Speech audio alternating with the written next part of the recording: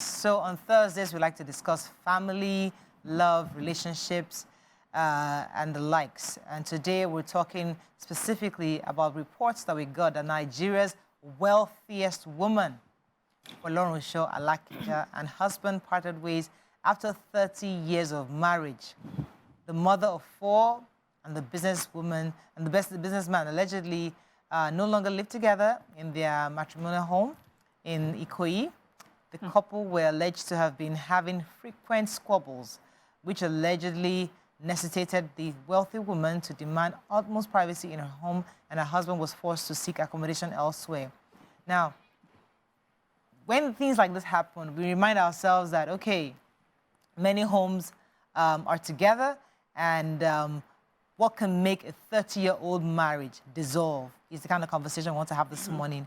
You can call us on 081-0764 1679 090 241 You can also tweet to us at TVC Connect. Please hashtag your view TVC so we can read your tweets. We'd love to hear from you. So, ladies, 30 years of marriage, there's so many angles to this story because, you know, you think of what has the man been enduring or what has the woman been enduring, or both of them enduring each other for 30 years.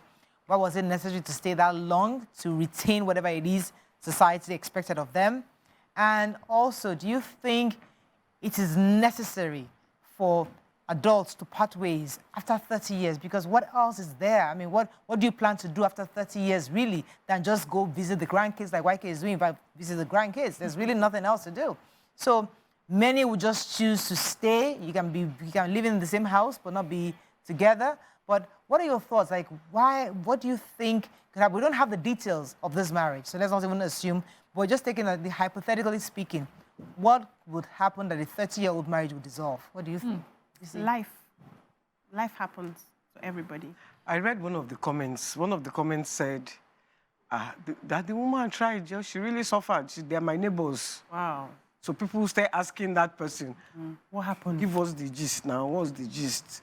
Doubt So, I mean, one of the things is maybe constant infidelity. She just got fed up and said, look, go your way, and let me go mine. So that could be one of the reasons. I don't know.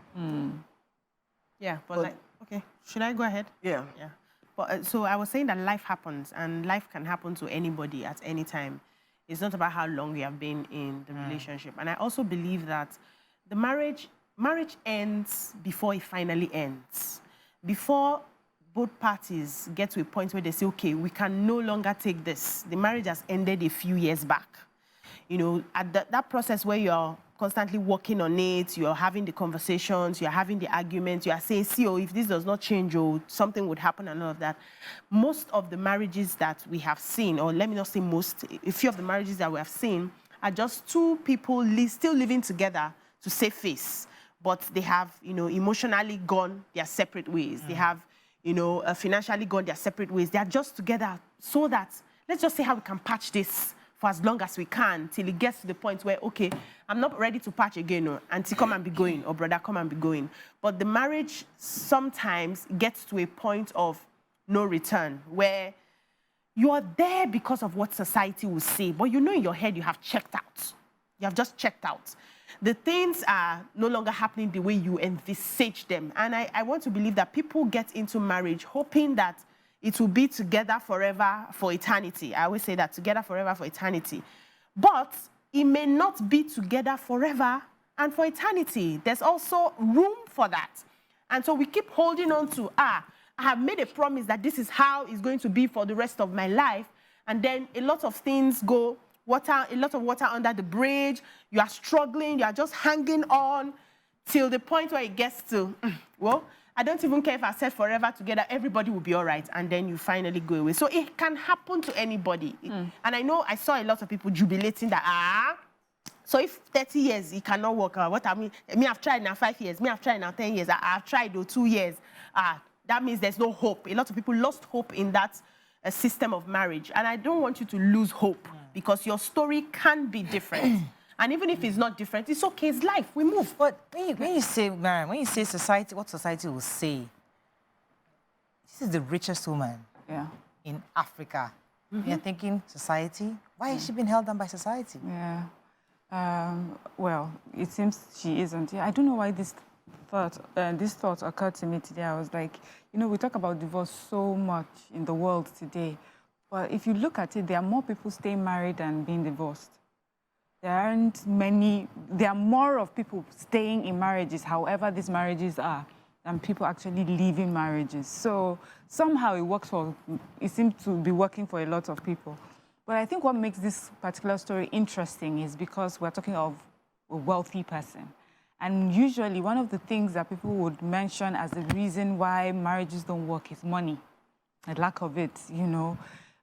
If you have money, I'd rather cry in a Rolls Royce than, you know, things like that, or cry shopping in Dubai, things like that. We just assume that once there's money, then the marriage can stay forever and ever. It will somehow sort itself out. But we're seeing, especially with wealthy people, that it's not working out.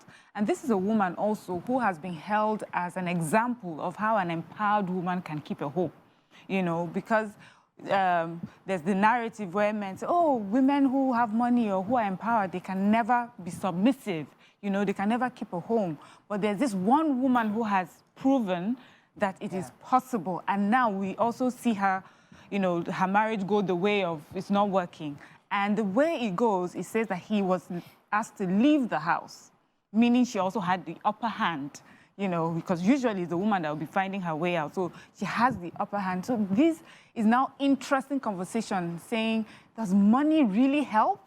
In the end, really, what would keep a marriage if wealth cannot keep it? I also thought about, you know, there are two things. For empowered women, there are two things I think would usually, you know, they cannot stand. It will be infidelity, because I have everything, I have money, why? You know, and if their infidelity is something they cannot take, you know, it's something they can choose not to take because they're empowered enough to leave. And then second, I thought it had to do with money in the form of her business. Women that have business and money, if their husband sort of, I'm not saying that's what happened, I'm just saying those are the sort of things. If you enter their business, try to steal from their business or do something to affect their business, that's something also that they don't forgive. I've seen that happen over and over and again. So I don't know in what ways he has, you know, those are the two things I see. But this is a woman that cannot be held down by society, obviously. But she has shown in the 30 years, maybe he was happy, maybe just one, could it be just 1 year, the last year? Because he said incessant quarrels. Incessant quarrels means something that is still boiling. Usually, if it has been a long time, you just be, I feel, you just sort of let it go. They tell that, they say that men drift apart. When they get to a certain age, they are calmer, they are gra. Don't worry. When you have a man who is very aggressive or who's an aggressor, they tell you, don't worry, when he's like 50s, 55, he will calm down. But in this case, for a woman to say, I'm out, I don't know if this doesn't... My own question is, why would I stay in a marriage for 30 years and then leave or drive him after 30 years? Plenty reasons. You could have endured for 30 years. No, you could, listen, I don't want to assume it's an enduring. No, it could. It could be. It could be, but there could be... Please, that was the last 2 years. I need the stability for my kids. Let them be raised in a stable home where parents are together. We put our finances together. We support them to the university.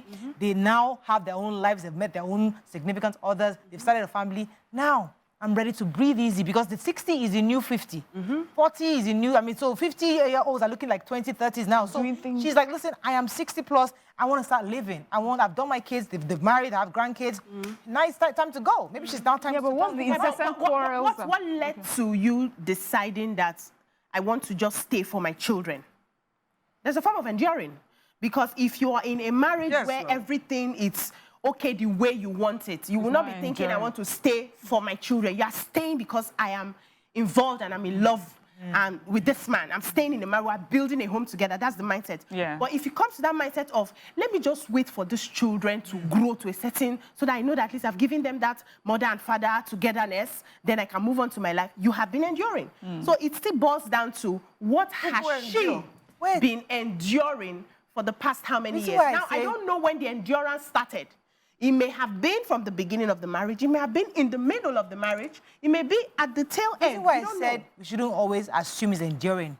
Because some people are not cut out for better, for worse. Some people are just, you know what, I'm here to have kids, give them a home, and I'm done. Wow. Not everybody has that. In a happy marriage? No. So what I'm saying is that some people just have that point. Like someone like Oprah has her own.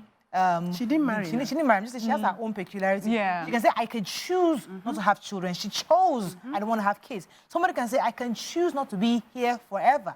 I will do I do's for my kids to have great children, have grandkids, and then I'm not one of those for better, for worse, till sickness do us part kind of person. I'm ready to live at 50. She could be one of those kind of women that I have a lot of money. I'm the richest woman in Africa. I've done the kids. I've had grandkids. It's now time for me to move. Is that difficult to understand? Especially in times like this. I'm just trying to look at different angles of seeing marriages. Let's not assume that the woman endured. She may have endured, true. But also, could have not. But also, it could be that something has happened in the recent 2, 3, 5 years that 30-year-old marriage just dissolved. Yes, so my sister. Yes, the last one or yeah. There are many things. So let me tell you how that kind of situation would happen. We're told that as we get older, as women, we begin to lose estrogen. We now start, that's our bandwidth for patience and perseverance starts thinning out. We now start acting more like the man. Like we can, from your 40s to 45, 50, you no longer want to take what you took in your 20s. Yeah. There's a way he will now do his voice to shout at you like, hey, brother, stop it. You can't take it anymore. And that's biological as well. Science had a way to explain this. Now, for the man, they are now becoming more like the woman where they are, calming down a bit. And that's why you see that they will tell you the seeds you sowed when the marriage was as a man, the seed you sow when the marriage was very young is what you will reap at the end. That's when you now see women beating their husbands, slapping, telling them to shut up, maltreating them in old age, because now they are now becoming more like the man and the man is becoming more like the woman. At that point, whether it's 30 years you have spent in the marriage or it's 40 years you have spent in that marriage, you can no longer take nonsense. The kind of nonsense you used to take. I have a family member who is much older. She's her marriage should be about 38 now. Don't try, mommy. Once the other,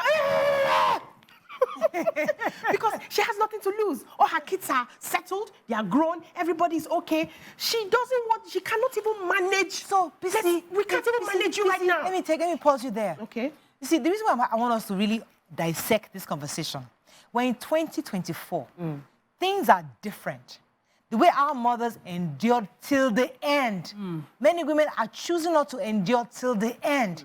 They are saying, midway, thank you, I am now fully grown. I know what I want in life. I want to do this, I want to do that. I'm trying to go. So it's important for this conversation to be had so that men can see that the way your mother just stayed and was able to be subsumed under your father's profile or character, many women today won't. And we can even see that from the Folarin Alakija, richest woman in Africa. She's saying, 30 years, I'm done. Yeah, she had everything. So someone like my mother would have never done that. What? She's there. Even the man who had leave her, abandoned her, she's there. So that conversation, a YK2 would not say, I doubt she will not endure. If she feels that this guy is going out of line, she will step aside. So is this a conversation that men today must begin? Is it a reality? Men today must begin to address so that start sowing the right seed early. Because very soon, in the next 20, 30 years, these women are not going to stay like grandma did or like mommy did till you're 70 or 80. No, you're saying true. You're agreeing with me. No, because I'm looking at the three of you, you're young women, and I'm hoping you are not enduring. And hope for us. So that in the next 20, 30 years, you grow old with your husbands and you stay.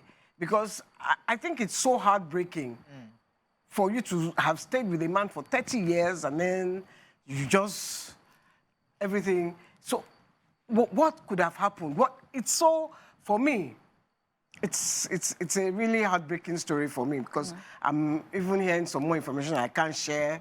About the marriage, and I just feel, There's something also, I think our producer sent that she posted something, almost like in response to what is happening, and she says, your heart will not be broken by evildoers. Negativity will not break your heart. The enemies will not break your heart. Nothing shall threaten your peace. You will have peace in the morning, afternoon, and evening. Your peace will be all around and intact. Oh, that's how. Yes, that's her posted that for me, then it's about her peace of mind. Obviously, there's something that's been going on in that marriage that she felt that it was taking away her peace. And, you know, we talk about it even with young marriages where we're saying, in the end, what is most important is you. How are you here?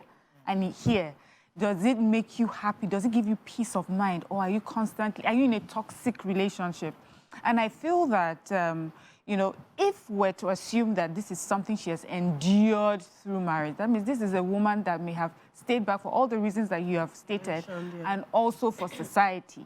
But then, also, when you're an empowered woman, there are some steps that you can take. Now, if we look at her generation, those steps, they feel like those things are not for them. You find women of that generation, they seem to have everything, they're empowered, but they just will not take the step to leave a relationship that is not working. Because it's not something that, you know, their generation was encouraged to do. Our generation are much younger. Their own is, my peace of mind is shaking. Even before it shakes, it looks like it may shake. I have to step out, you know. I think that a rich woman like that, they have a mansion. I mean, I've not entered their house, but I've been to that house. They have the security, something. Daddy can stay on this side of this house. She can stay on this. They never have to be together. They never have to see each other. So why must they leave at 30 years? I mean, you think that the house is big enough, so you can create your own entrance for you. Let us just continue the facade and that we are still together. At least the society would think we're together. So why? What's end? So that at least our grandchildren will continue to come together. So, Mariah, you see why I say that what may have happened to me, I don't think it's enduring over the years. I think something may have happened so big. Because usually you will just drift apart and just move on. But it has to be really... for you to insist, this is affecting my peace of mind, I can't take it anymore. I think it's Let me go on a very short break. When we come back, we'll take a few comments on social media and then move on to our next topic. Stay with us, we'll be right back.